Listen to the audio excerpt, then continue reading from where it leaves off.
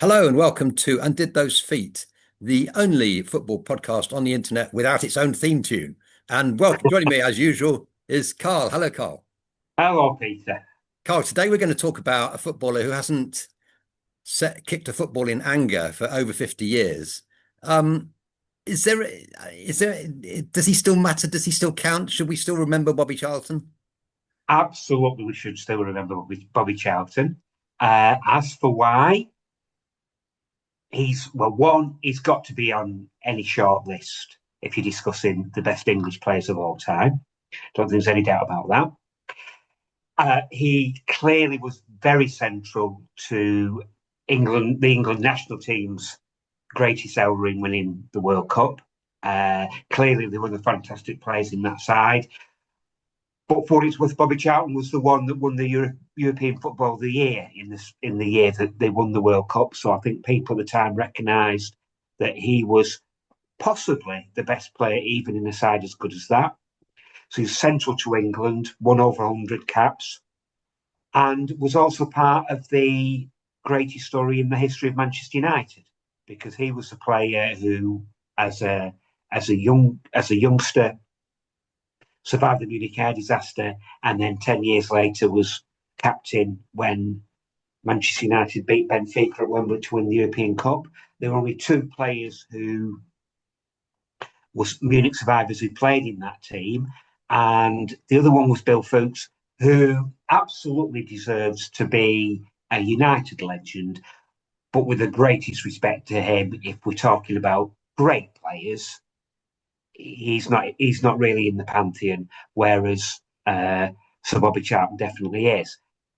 So there's that, and then of course the manner in which he achieved greatness. It seems to me that some players are recognised as really excellent by their teammates, but they might not be obviously great players to those watching. You know, you think of something like John McGovern, who twice won the European Cup. His teammates would tell you he was great, but if you were watching him from the stands, even if you're a journalist, he might not stand out. Bobby Charlton was obviously great, fast, two-footed, ran with the ball, took people on, cannonball shot in both feet. And yet, even though he was this spectacularly brilliant footballer, he was also this sporting, modest, unassuming gentleman. Okay, And you Karl, well, put, I think you said put that everything now. together, there you go. I think we said it. I think you've answered the question entirely, and that's the end of the program. So thank you very much for everybody, and see you later. No, I think I totally agree with you, and I think as well that image of pace and power that he projects. You know, that sense of Charlton surging through the midfield, and then with an explosive shot. I mean, we're thinking here about the game against Mexico, the goal that opened the World Cup in '66, two goals against Portugal in the semi-final. And to me, that reminds me of just one player in particular. That sort of power. Well, I could say Roy Keane, but that kind of power through midfield, and then the explosive shot. Could you any ideas who I've got in mind? Oh, are you thinking of of a more recent English player? Oh well, I'm not actually. But who are you thinking of there? Well, I mean, I was thinking about a more recent English player, this Steve Gerrard, Steve who's Jarrett, yeah, got yeah, good point. something Yeah, of yeah, that. He's got he something of has. that Well, about actually, him. I was thinking of Duncan Edwards, who also, if you Yes, look at, I yeah, mean, for example, Duncan Edwards' goal against Germany or West Germany in whenever it was 56 at Wembley yeah. when he burst through, and I mean, there's about five Germans who are left, and they are the world champions at this point. Mm. So Charlton had that sort of combination of pace and power that is incredibly impressive. And immediately, and of course, as you say, the explosive shot. And I wonder also if, for example, I think that it's probably fair to say that Charlton was the star of the '66 World Cup. And I wonder who have any other English players ever come so close to being the star of a particular World Cup? The closest I can think of, well, we win Golden Boots, don't we? Gary Lineker won Golden Boots. Yes. I think Harry Kane won Golden Boots, but who was actually the star of the world? Well, I think possibly 1990, the star of the Gaz, World Cup was an Englishman. But Gazza was at least close to it, wasn't he? He'd be in contention for sure in that World Cup. I think there's He no was doubt that before. Charlton in 1966 is the best player in that World Cup. He's the key player. He's the best player Yeah. in the best team. And he's so essential to that team. I mean, other players in that team could possibly have been replaced, but Charlton was kind of irreplaceable. And I do sometimes think, how about a midfield of, let's say, Ball, Styles in the middle, and Peters, and then a forward line of Hunt, Hurst, and Greaves. Okay, so a real 4-3-3. But there's a lot missing there, isn't there? There's a whole centre missing. There's a whole, explosive part of the team missing. So I think it's fair to say that Charlton scaled the heights that no other English player has scaled. And add to that the fact that he's one of those remarkable Englishmen who never get booked. I mean, when you think Billy Wright was one, Gary Lineker was another, but Charlton is, pretty much supreme in this. 750 games, 2 bookings, one of them a mistake. I mean, it's an extraordinary figure, isn't it? And he played with such scrupulousness. He was such a gentleman in the way he played. I think that he is sort of, in a way, it's kind of flattering to the English that he should be English. And who wouldn't, bask in his reflected glory if they could? So it must have been a wonderful. I mean, I actually had the pleasure of seeing him play I've mentioned it before, in 1970. And when he ruined the game between Reading and Manchester United in the Watney Cup first round by scoring twice in the first half, and that was, of course, he was in his dotage by then. But no, he was. I think it's fair to say he is. Well, we can argue about Duncan Edwards. Charlton is the best footballer to be produced in this country since the war, and maybe of all time. So that's some accolade. So there is all kinds of reasons for. Now, if we go back to his family, the family from which he came, you can see in a way why, because his upbringing was so, what Arsene Wenger would call footballistically perfect, because he's got so many, like his mother, Sissy, is the sister of 4 professional footballers, all of whom play hundreds of games. I got the Stan Milburn, who plays for 600 games and has caps for England B. These are the Milburn brothers. Jack Milburn, 400 games. Jim Milburn, 300 games. So these people are absolutely steeped in football history. And of course, then there's his cousin, or rather, I should say, Sis's cousin, Jackie Milburn, the local hero, War Jackie, the best player at Newcastle in the 50s, probably. Newcastle, by the way, win 3 FA Cups in the 50s. And so of course, he is a bit of an influence on Charlton in that period. Very much so. Because it was always, tell us about Jackie Milburn. Well, that's right. I mean, the way you described it, it seems to me there's probably Derby winners with less pedigree than Bobby Charlton when he. Very true.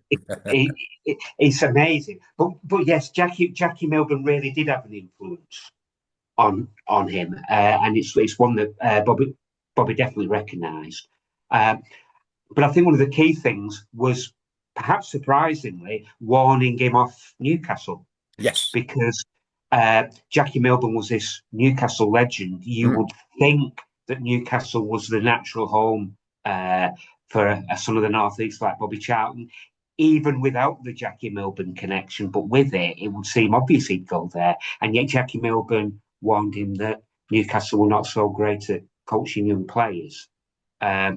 Whereas Manchester United, of course, were very much getting a reputation for being the best in the business at doing exactly that. Not through Busby, mind you, as I'm sure you'd agree, but through Murphy. Yes, Murphy, absolutely. So I think Matt Busby deserves huge credit for being prepared to put his trust in young players and put them in the first team. But in terms of developing players, you're absolutely right, Peter. It was Jimmy Murphy was the man more than anybody, and I think Matt Busby would have absolutely acknowledged that. Murphy's influence on United was immense. And the young players that came through there, hugely down to his influence. The FA Youth Cup is new, isn't it? It's about 1952 or something. It's just emerged, yes. And Manchester United won it the first 5 times. Yes, it's played for. It's competed for, and I mean that just says it all, doesn't it? Yeah, absolutely. And Bobby Charlton was one of those players who was clearly an enormous talent. Played for England schoolboys. He wasn't. I think he was somebody who was being earmarked for greatness. And Manchester United was of course a great place for him, with Busby and his trust in youth and Murphy's ability to develop a player.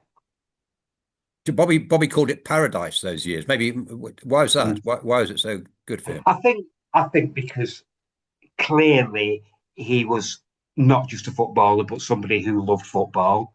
He'd got a fantastic coach in Murphy.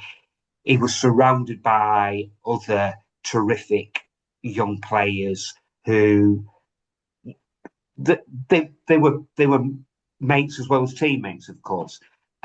In Duncan Edwards, he'd got somebody that was, it seems to me, like a big brother. Yes, quite agree. Totally agree. I think Duncan Edwards is the big brother that Bobby never had, because Jackie Charlton was often told by their parents, go take Bobby with you and look after him. And Jack wasn't very good at looking after Bobby, and Bobby often got abandoned or left to his own devices. Let's put it like that. And I totally agree that Duncan Edwards he turns up for Charlton and he looks after him both Absolutely. In the club and on national service.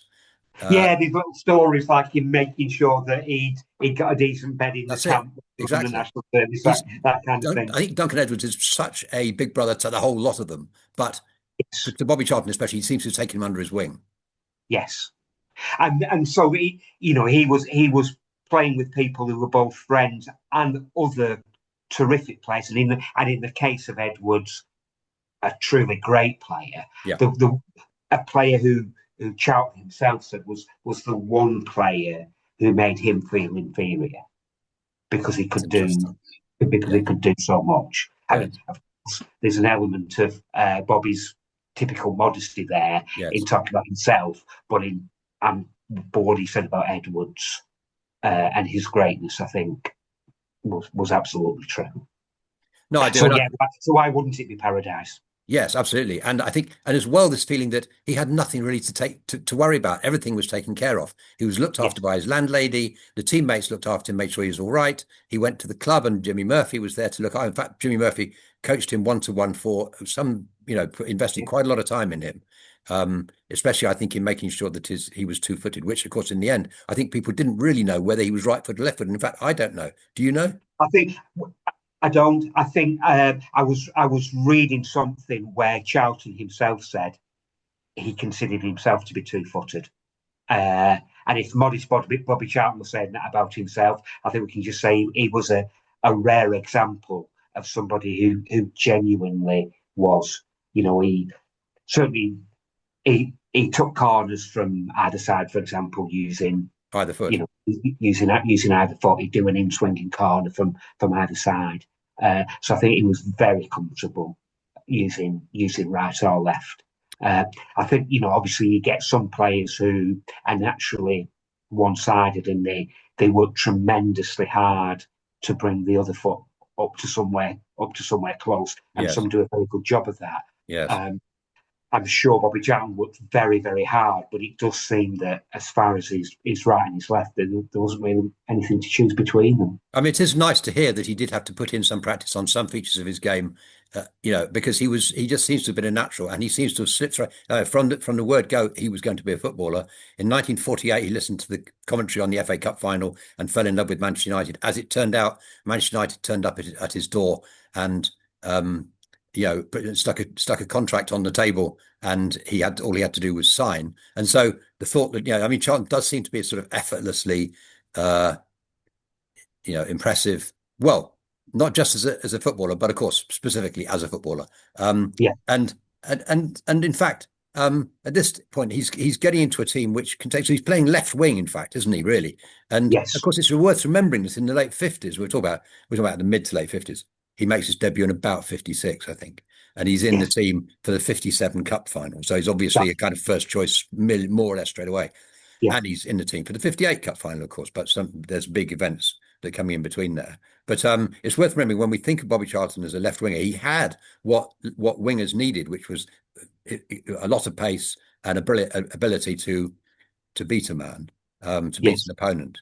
But he was also, it's also, of course, a period when when you're, winger is the most sort of romantic position on the pitch in many ways, in English Yes, football at least. Tom Finney, Stanley Matthews, Billy Little, Charlie Mitten, this whole, coterie of great wingers rather, suggests that, and of course that's where he plays initially. So, yeah. and and And and, there were other great players, of course, and in that side who'd be the ones centrally who would run the game, as it were. People, obviously Edwards, but people like Eddie Coleman is a terrific halfback. terrific So, player. so Charlton they could have thought, talented as Charlton was, uh, he wasn't needed to be the general of that side. He could be out there on the left wing, Yeah. as you said, in the glamour position, taking people on, getting off shots, getting in crosses, and beating men. Yes. Yes. I mean, it's natural for that. And although, in fact, he is a goal scorer. His first game is easy to remember. Who does he make his debut against? Well, very conveniently, he made his debut against Charlton Athletic, which for anybody who likes the pub quiz was very considerate of him. Oh, okay. So a bit of a cliche, that question. Well, okay. Well, he scores twice in that game. He then, I mean, he is just a natural goal scorer. So wherever he's playing, even if he's on the wing, he's scoring goals. We talked about the two cup finals. Let's start with the first one, the 57. So this is a game that is for the double, actually, isn't it? If you That's remember. right. And Manchester United's obviously their hopes are destroyed early on by the loss of their goalkeeper and their inability they can't replace him. They didn't put Bobby Charlton in goal, but apparently he was a candidate for it. He was one of the people. Yeah, he was one of the people considered, but they didn't go with him. But of course, that was a huge miss. Ray Wood going off injured, yes, and so that's a big reason why Manchester United came up short that day, and it was one of the closest that a team came to winning the double before Spurs actually managed to do it. Yes, Ray Wood actually, it's the end of his career, isn't it? More or less at United. I mean, he's replaced early next season by Harry Gregg. He does actually go. Right. He's on the Munich trip, I think. I think both Harry Gregg and Ray Wood are on and I think they both survived, don't they? So we ought to briefly reflect on that because, of course, it was a seminal moment in Charlton's own life, and so they got coming back from a European Cup quarter-final. They've won it. They're through to the semi-final. They were through to the semi-final a year ago, and they're through to it again. So they're coming up against. Are they against Real Madrid? No, the semi-final is going to be against Milan, isn't it? That's right. It was, yeah. In fact, they actually. This sounds a terrible thing to say at first, but the draw was almost fixed. They did it so that United didn't need to fly. So there was a bit of. They played around with the draw, so that they played at either Milan or I think was it Dortmund, but it ended up being Milan. Yes, and I think they travelled to Milan by train. By train, yes, you did. Yes, but yes, you're right. They beaten Belgrade in the quarterfinal. Yes, and had the crash not happened, then there would have just been a regular draw for the semi-final. Yes, and of course, they would have been very much in contention, even though one of the other sides, of course, was Real Madrid. Well, it would have been fascinating, wouldn't it? And we said before when we talked about that, when we did our podcast on the Munich air disaster, that in fact, United could have gone on to be really the most powerful team in Europe in the late 50s, early 60s, because that team was only going to get better. And of course, when you think what was coming through the ranks, people like Nobby Stiles and George Best, they may not have had to buy Dennis Law in the way that they did, but the sort of refreshing the team through from the youth ranks would have surely just reinforced the point. So 23 fatalities, 21 survivors, 8 players dead. Duncan Edwards, Charlton's best friend, Roger Byrne, the captain, a bit older, Tommy Taylor, we're told at times Charlton's hero. One can imagine how devastating. Coleman, who was a local lad, apparently great fun, the life and soul of the party. A future England. Would Coleman have played for England in the 1966 World Cup final? A bit off. Well, I mean, I think at the time that he died, he'd already got 2 caps for England, and '66, he would have been what, about 29 years old Yeah. at his peak. The person who absolutely, sort of ironically, worshipped Eddie Coleman was Nobby Stiles. Was it? Yeah, yeah, And yeah, yeah, and it may have been yeah, Nobby Stiles who wouldn't have played yeah.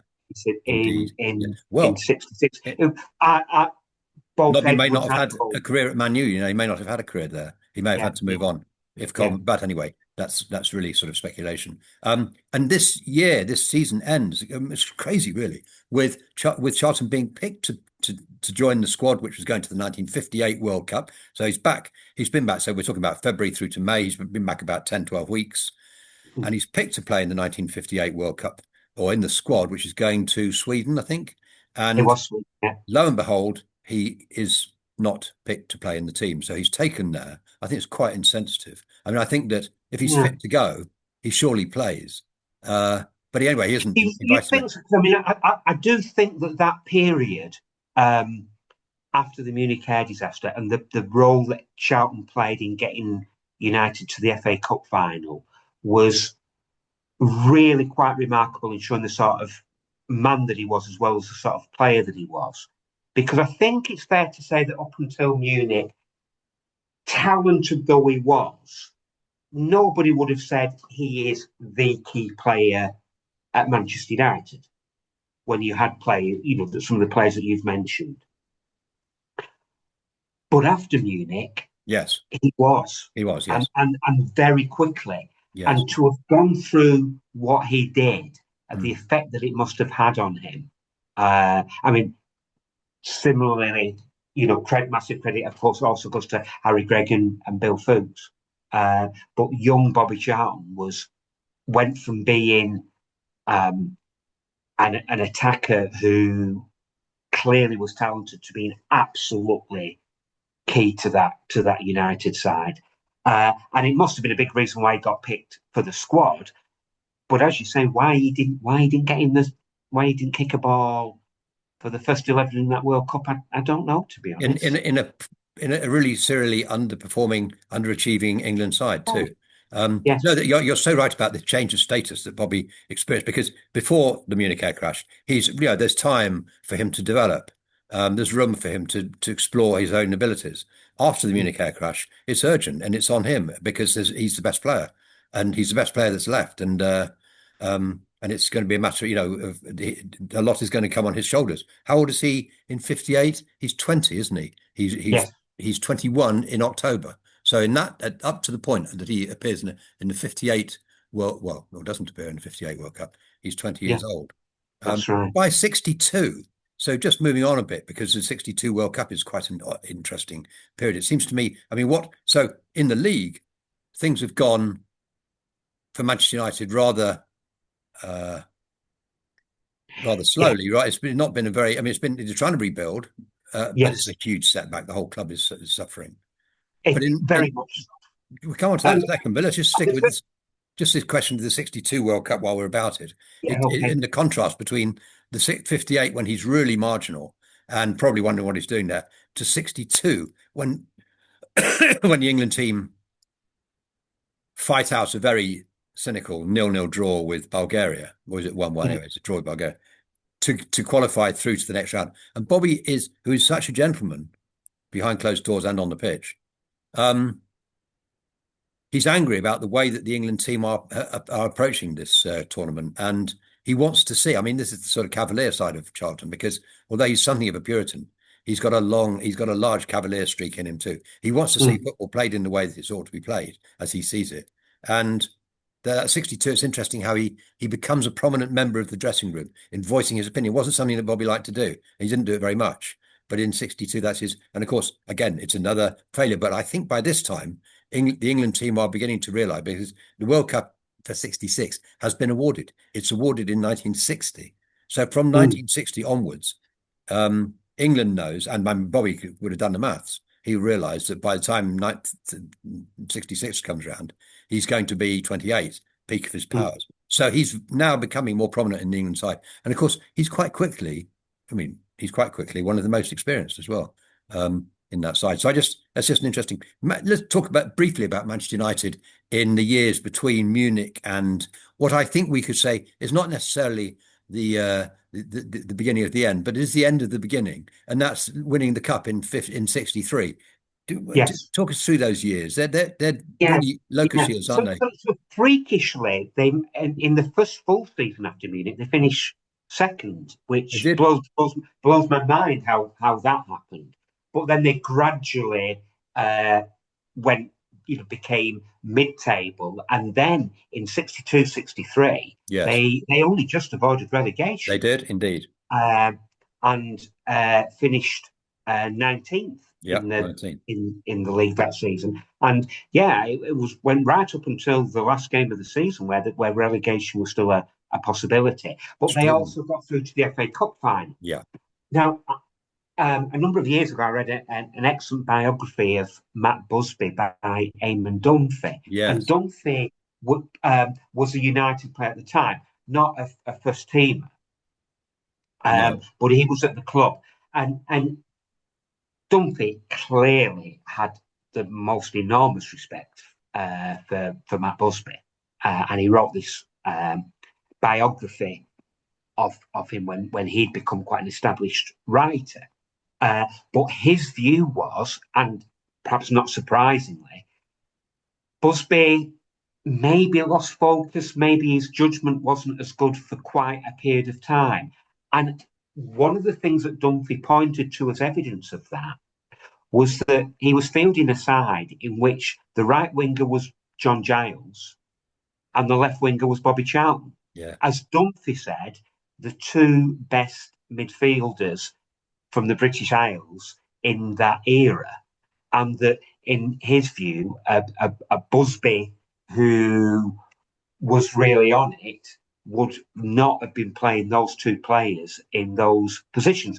And he lost Giles to Leeds. He did. Now, of course, Busby, if Dunphy's right, and Busby was, for very understandable reasons, not performing as well as he had done, clearly Busby put that right by winning the FA Cup in 63 and then putting together the last of his great sides. So huge credit to him. But yeah, up until that point, Bobby Charlton was still playing as a winger, even though that United side was struggling, and you'd think they'd want to move him inside, perhaps. Yes, I think they did. I think Ramsey. They did win the FA Cup. Yes, I think Ramsey and Busby both did want to move him inside, and of course they do in the 63-4 season. It's where that is the point when he wins. Yeah. So he ceases to be a left winger. He becomes now a deep lying centre forward with the cup won, and actually it's after the cup is won that Manchester United's fortunes change completely, don't they? So you're right. There was second the following season, and yeah, that's right. So the sequence of finishes I've got these was 9th, 2nd. I don't know how they finished second in 59. I know that blows my mind. 7th, 15th, 19th. I mean, they're on the skids here. But I think is the next season, the 63-4 season, is that the season when George Best arrives? Because perhaps that's a sort of catalyst. Anyway, everything changes. Of course, it's another feature of this is the fact that the FA Cup is an absolutely seminal trophy, as would you say as important as the league? I mean, I think I think if you go back to 1963, I think it was more important than the league. It's a strange one. If you say objectively, what is the better measure of how good a side is? Yeah, it's difficult to say that the FA Cup trumps the league. But I think people in that era overwhelmingly would point to winning the FA Cup as being certainly the most glamorous achievement, certainly the highlight. I don't think there's many people who would choose winning the league over winning the FA Cup in the 60s. No, I mean, Shankly calls the league the bread and butter, famously. And but I mean, clearly the champagne is in the FA Cup, and that's the trophy which has the most prestige. And it's a turning point for Manchester United, because those 5 years were locust years. The next 5 years are years full of silverware, when the dust can be removed from the shelves of the Manchester United trophy room, and and not just the club, but the individuals as well, because of course it's the only club still in history which has got 3 European Footballers of the Year in its ranks, and I think that's right anyway. And so, and that's for another time. So, thank you so much, Karl, for today. We're going to move on to part 2 of this, which explores the glory years of Bobby Charlton between 63 and, well, I said 1970, and the great achievements that he came across then. And we'll get back to that in the second half. So, for the time being, it's farewell from me and goodbye from Karl. Bye, everybody. See you, Peter. Bye bye.